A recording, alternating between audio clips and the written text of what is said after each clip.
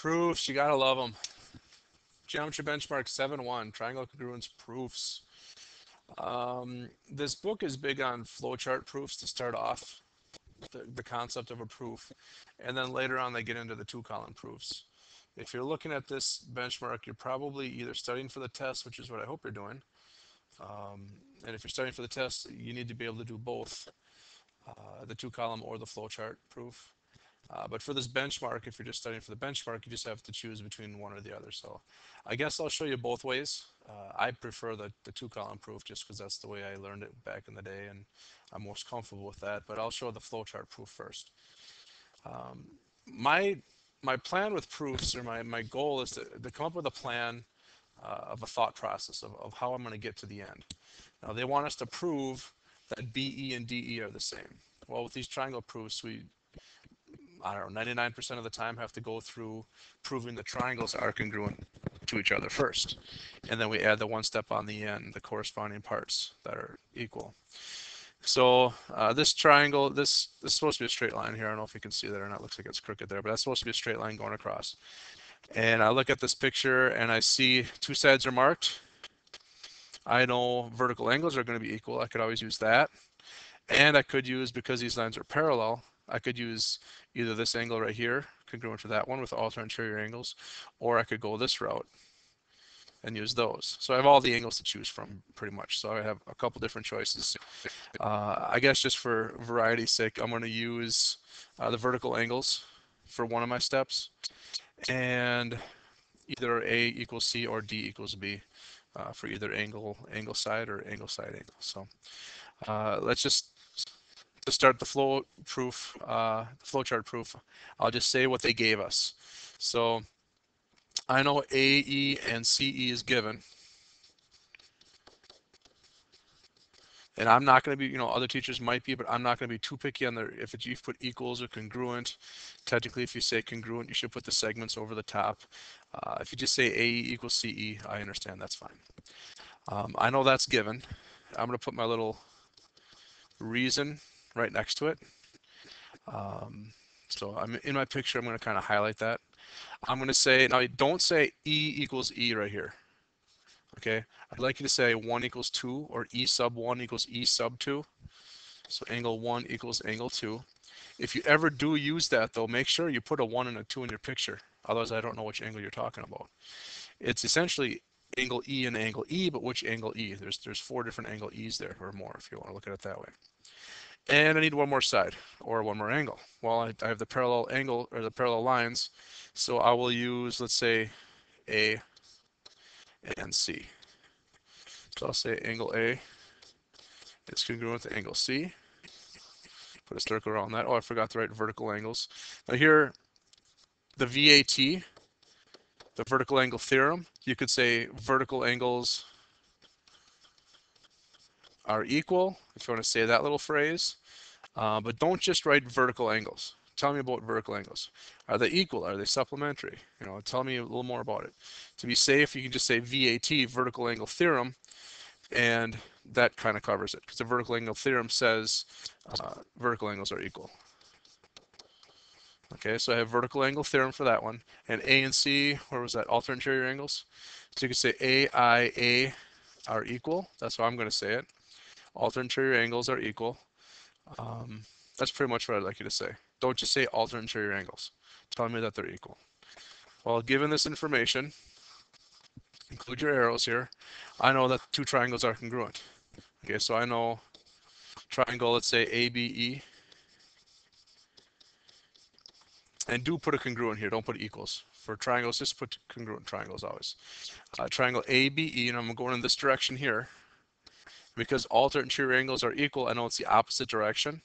So if I have A, so I'm starting with A, I know C matches up with A. So C is going to be my first one here. And I'm going this direction here. So I'll go A, B, E. I'm going to go C, D, E. Be careful on that order. Why? What's my justification? What's my reason for that? Well, if I look above, it doesn't really matter the order I put things in up above, but I have as a side, I have an angle, I have an angle. I need to go to my picture to make sure it's in that order. because up above it looks like it's side angle angle, but actually in my picture it's angle side angle. Okay, because the side is between the two angles. So I have to use angle side angle congruence. So either write ASA or ASA congruence. And typically that's where a proof would be done, except I didn't want to prove that the triangles are congruent. I want their parts to be congruent. So let's go one extra step and say BE is equal to DE, or BE segments are congruent. And the reason I like to say CPCTC, CPCTC, just because that's how I learned it. I think this book has an E right there, and that just means the corresponding parts of congruent triangles are congruent. The book says are equal at the end, so it's the same thing. CPCTC, CPCTE, however you want to say it. But do know what that means, okay? That just means once I have the two triangles congruent to each other, I can say all their parts, the corresponding parts that match up, they're also equal. The angles that I didn't mention before are equal, and the sides that I didn't mention before are equal. Okay, I'm going to delete this and quickly go through, because I don't know how much time I'm going to have here. I'm going to quickly go through two-column proof. Maybe I'll do it a different way, but we'll see. We have to have a statements. Maybe I'll just put S and R. So statements and either justifications or reasons. I think this book likes to put the word reasons.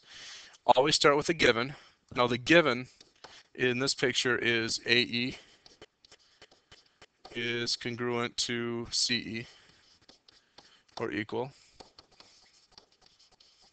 And you write given. Anything else they gave us? Well, they gave us the two sides are parallel.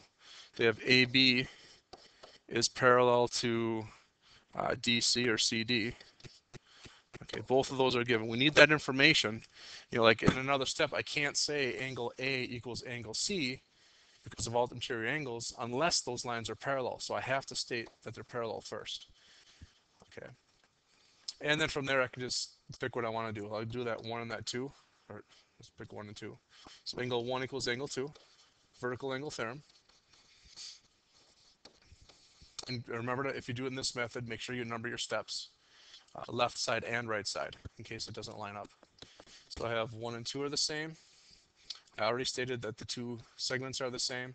Now before I said angle A and angle C were the same, let's just for something different, let's say angle B and angle D are the same.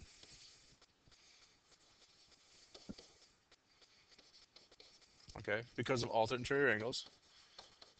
Make sure you say are equal. Don't say just AIA. And now in this picture I have angle side because the side is not between the two angles. So now I can say the two triangles are congruent. So triangle ABE is congruent to triangle CDE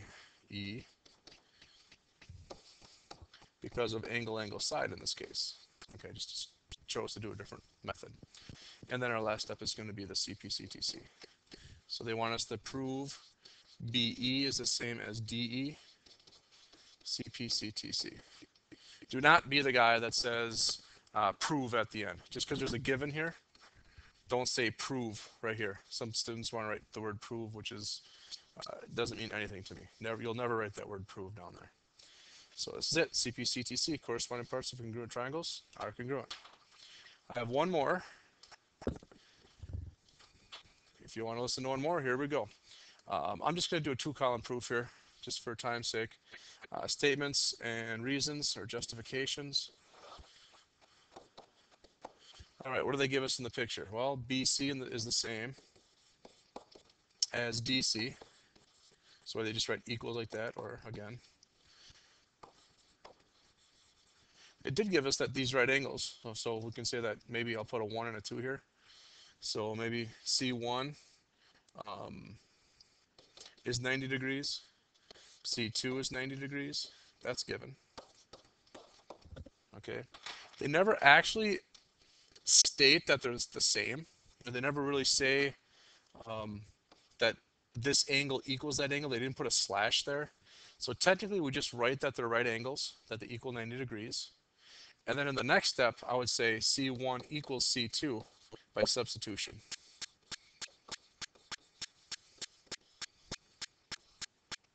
In other words, I don't know, maybe you want to take this 90, or I'm sorry, take I'm going to do that.